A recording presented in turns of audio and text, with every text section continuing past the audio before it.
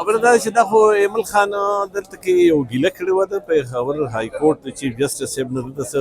د پی ټي آی څه ډېر درخواستونه منظور شو نه یوازې هغه نه بلکې ټول هر چا کوله که نه نو چونکې هغه لیډر دی د پارټۍ هغه هم خبره وکړه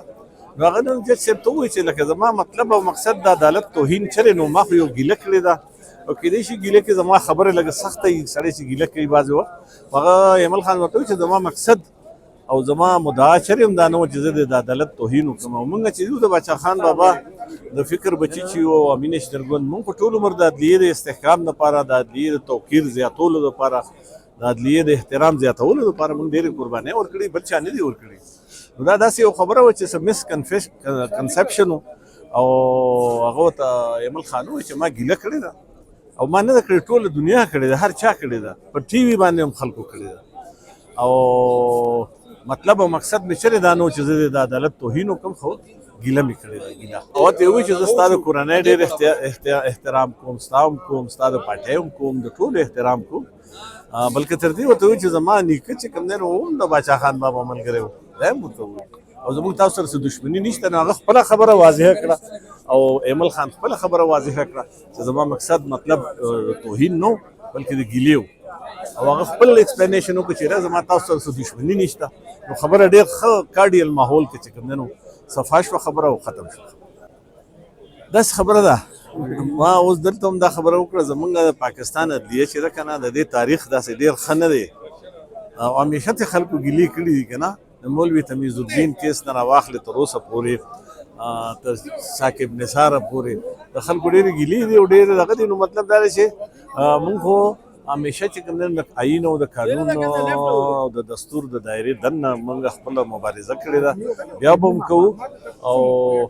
د عدلیې د توهین موږ چېرته هم ختم شو بابر خان یوسفزئی ایڈوکیټ سپریم کورټ هم نن په عدالت کې کیس کو چې په کوم کې د عوامي نشنل ګوند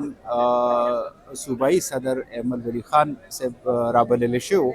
هغه د عدالت په نوټس باندې عدالت کې حاضر شو څنګه چې په کوم نوعیت راغلو د هغې ایکسپلینیشن د هغې ریلیټډ خبرې په عدالت کې وشوې عدالت هم خپلې خبرې وکړې او احمد ولی خان صاحب هم خپل جواب وکړ څنګه چې احمد ولی خان صاحب په خپل پریس کانفرنس کې نن وویل فیصله خو به لا راځي خو ادروایز لکه د هغه سټیټمنټ چې و هغه د عدالت نه یو ګیله وه نو هغه ګیله چې ده د هغې د ریډرس کولو دپاره هغه یو کوشش وکړو څنګه چې کله د عدالت ریلیټډ په عام عوام کې ولس کې ماسس کې یو خبره کیږي نو د هغې مخنیوی چې نو هغه سینیر وکیلان کوي قانون پوهانې کوي دغه شانتي سیاسي ګوند لیډرانې کوي نو هغه د هغه چې یو امپریشن جوړ شوي نو د هغې د کلیریفیکیشن دپاره یو خبره کوله او هغه وکړه باقاعده طریقې سره او امید لرو چې فیصله به خوشایند وي. زما نوم امین الله خان کونډي دی.